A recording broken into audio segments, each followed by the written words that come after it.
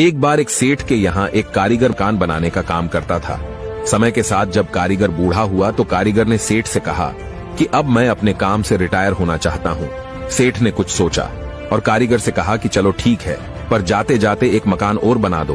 तो कारीगर ने ऊपरी मन से एक और मकान बनाने के लिए हाँ कर दी। अब कारीगर मकान तो बना रहा था, लेकिन उसका मन काम करने में नहीं लग रहा था। सोच रहा था कि सेठ के यहाँ इतने साल काम किया तो भी जाते जाते कुछ देने के बदले मुझसे काम करवा रहा है। इसी सोच से काम करने के कारण घर भी सही से नहीं बना पा रहा था। आखिरकार उसने घर बनाया, लेकिन वो उतना अच्छा नहीं बना जितना वो पहले बनाता था। काम पूरा करके सेठ के पास गया। सेठ ने पास बुलाया और कहा, तुमने पूरी जिंदगी मेरे लिए बेहतरीन मकान बनाए। मैं तुम्हारे काम से बड़ा खुश हूँ, इसलिए मैं आज तुम्हें भी कुछ देना चाहता हूँ। तुमसे जो घर आखिर में बनवाया है वो मैंने तुम्हारे लिए ही बनवाया है। इतना कहकर सेठ ने मकान की चाबी कारीगर को दे दी। अब कारीगर मन ही मन में पछता रहा था कि मैंने खुद के घर को ही सही से नहीं बनाया।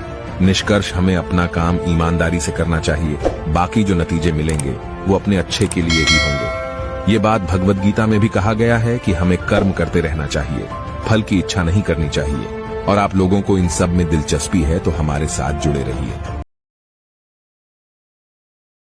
इस कहानी से आपको कुछ सीखने को जरूर मिलेगा। ध्यान से सुनना। एक बिजनेसमैन के दिमाग में एक ख्याल आया कि क्या हमारी आने वाली पीढ़ी भी ऐसे ही बैठकर खा पाएगी। तो उसने सोचा कि मैं पता कराता हूँ। उसने अकाउंटेंट से अपनी संपत्ति का हिसाब लगाया और पता चला कि 7 पीढ़ियां आराम से रह सकती है।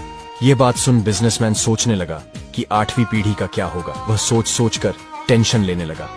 वह एक ज्ञानी बाबा के पास गया और अपनी पूरी बात बताई। बाबा ने कहा कि पूर्व में 5 किलोमीटर दूर एक दादी रहती है, आप उनको 1 किलो आटा दें। बिजनेसमैन वह दादी के पास पहुंचे और कहा, दादी मैं आपके लिए 1 क्विंटल आटा लाया हूँ। दादी बोली, बेटा मुझे नहीं चाहिए, आज का खाना हो गया है। बिजनेसमैन बोला कि आज का हो गया है, पर कल क्या करोगी? दादी ने कहा, कल का बेटा पता नहीं है कि क्या होता है, मैं कल की चिंता नहीं किया करती। यह सुनकर बिजनेसमैन को समझ आया कि कल की चिंता करके वह वर्तमान का आनंद नहीं ले पा रहा था। ये छोटी सी कहानी हमें यह सिखाती है कि आप अगर अपना जीवन यह सोच कर बिता रहे हो कि कल क्या होगा, तो प्रेजेंट टाइम में आप कभी जी ही नहीं पाओगे। इसलिए जीवन में हमेशा खुश रहा करें। जिंदगी जितनी लिखी है उतनी तो जीनी पड़ेगी, वह चाहे आप हंसकर जियो या रोकर, यह आप पर निर्भर करता है। वीडियो पसंद आया हो तो शेयर जरूर कर देना। धन्यवाद। एक चूहा एक कसाई के घर में बिल बना रहा था। थोड़ी देर बाद चूहे ने देखा कि कसाई और उसकी पत्नी बाजार से वापस घर आए और वो थैले से कुछ निकालने लगे। चूहे को लगा शायद कुछ खाने का सामान होगा, लेकिन वो चूहे दानी थी। चूहा बहुत परेशान हुआ और कसाई के घर से बाहर निकला। कसाई के घर में एक कबूतर, एक मुर्गा और एक बकरा भी रहते थे।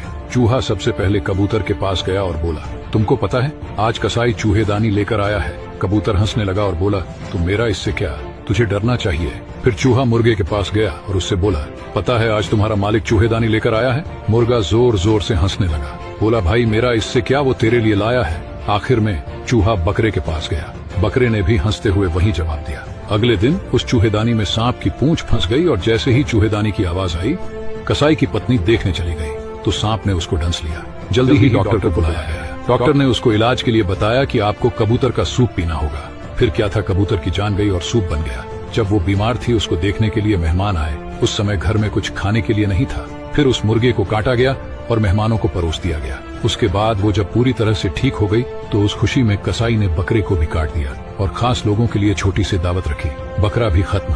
सीख, अगर कोई आपको अपनी प्रॉब्लम बता रहा है तो उसके ऊपर हंसिए नहीं, बल्कि उसकी मुसीबत को समझिए और उसे सुलझाइए, क्योंकि वो मुसीबत आपके ऊपर भी आ सकती है, जैसे आपने कहानी में देखा। वीडियो अच्छी लगी तो इसे अपने दोस्तों के साथ शेयर